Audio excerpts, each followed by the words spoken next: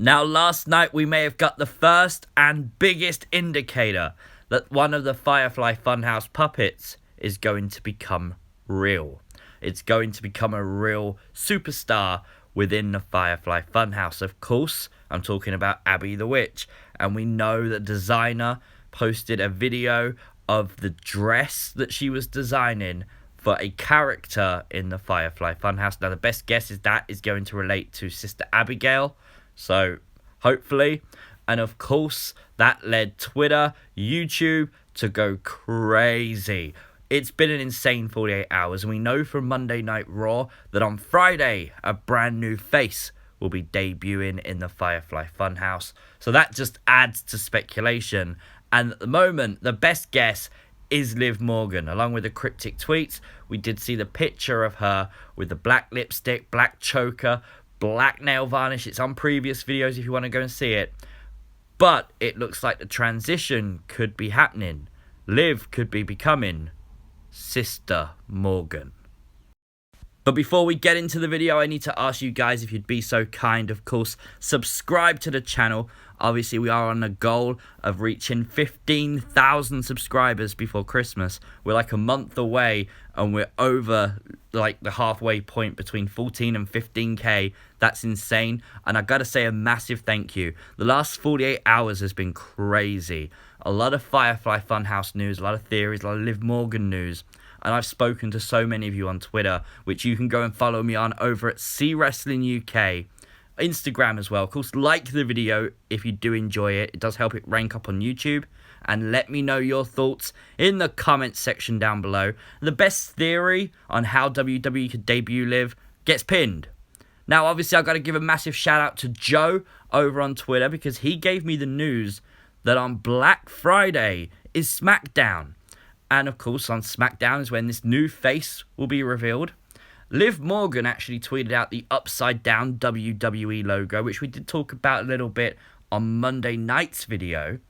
But it made me look into the history of Black Friday. And the first recorded use of the term Black Friday was applied not to holiday shopping, but to a financial crisis, specifically the crash of the US gold market.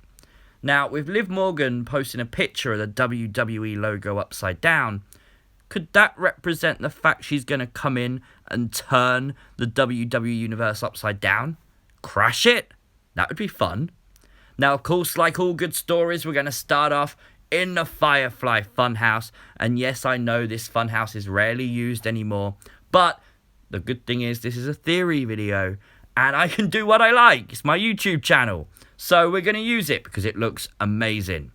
Now, I would have Liv Morgan behind like steel bars. She's caged because obviously the obvious elephant in the room, we know she's a prisoner. We've covered this in a previous video and it would make perfect sense for Liv to be a prisoner.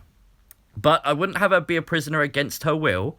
I would have her very happy knowing that she's becoming real. I would use two puppets in this episode, Ramblin' Rabbit and Abby the Witch. Obviously, Ramblin' Rabbit's warned us throughout the entire Funhouse that there is more at play, more that we don't know, and we don't know exactly what's going on. This would be a huge thing if Liv Morgan was to become Abby the Witch. So, of course, Ramblin' Rabbit would need to be there. He'd need to be scared. He'd need to be worried. He'd need to be saying, like, I told you so. Why didn't you guys listen to me? And, of course, you need Abby the Witch there because that's the character you want Liv Morgan to portray at the end of this episode. I would have Abby the Witch talking to Liv Morgan. I would have her settling her down, being calm, telling her about her past, making sure Liv Morgan was fine with all this. It's all consensual. I would have it all above board. No, Liv Morgan is a prisoner, so to speak. And then out of nowhere, I would have the magician Bray Wyatt appear. And when he does, I would have him cast one of his wicked spells. Of course, we've seen him do that with the Universal Championship, turning it from red to blue. Cast a spell. End the spell with the final three words. Let her live. And then, of course, you have the Abby the Witch puppet dissolve. It fades away, never to be seen again. But Liv Morgan is free. The character has changed, and now she is Sister Abigail.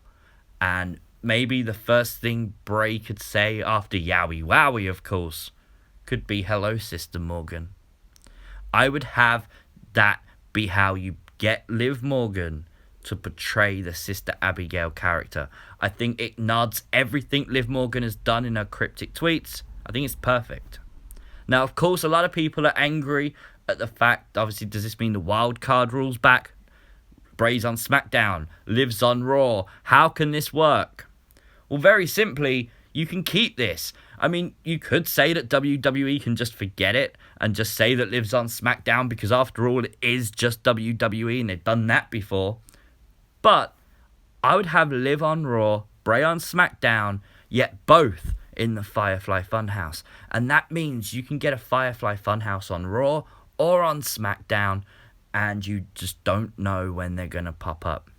And for the next few weeks, I would have Liv not show up in the ring, just show in on the Funhouse. I want to know a bit more of the story of Sister Abigail, just like we found out more about Bray Wyatt and The Fiend in the original Firefly Funhouse episodes.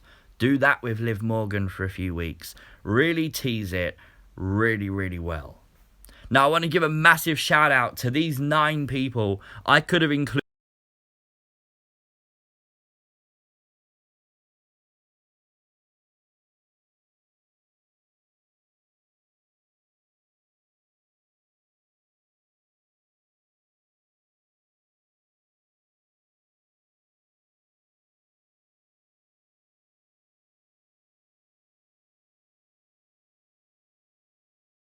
Now, I have to ask you guys, because obviously it does help me and it helps the channel a lot. Please hit that subscribe button if you haven't already. It would be really appreciated. And of course, follow me over on Twitter at CWrestlingUK. We talk about everything over there. My DMs are open, and I promise I'll follow you back as well. So thumbs up, let's do that. And of course, we got to talk now about the future, because let's not just worry about how Liv Morgan becomes Sister Abigail, but what happens when she is Sister Abigail. Now, as I mentioned, I would have her for the next 3 or 4 weeks just portray that character in the Funhouse. I want to know more in depth about the character Sister Abigail. And then, obviously, have her go on to Raw and feud with Charlotte Flair. That could take you to the Royal Rumble. And, of course, Liv becomes victorious with that. I wouldn't have Liv go after any women's championships just yet, for obvious reasons that will come apparent very soon. And then after Royal Rumble, maybe give her a program or a job or something with Sarah Logan, because Sarah Logan does deserve TV time. There's history between the two. It would make sense to do that. And it gives Liv a nice, comfortable victory. Elimination Chamber, it's a nice match. Why not? Let's do it. And then after that, let's have it be all about Bray and WrestleMania. Now, Bray is still the Universal Champion, and he faces whoever WWE wants. The rumor at the moment is that's either going to be Brock Lesnar or Roman Reigns. Preferably, I'd have it be Randy Orton, or I'd have it be Aleister Black, or someone else. But whoever it is, let's leave it as vacant, because that then leaves it open to interpretation, and you can have your thoughts as well. So whoever the Fiend faces, let's have Liv Morgan's in his corner, as always, and then let's have Liv Morgan turn on the Fiend.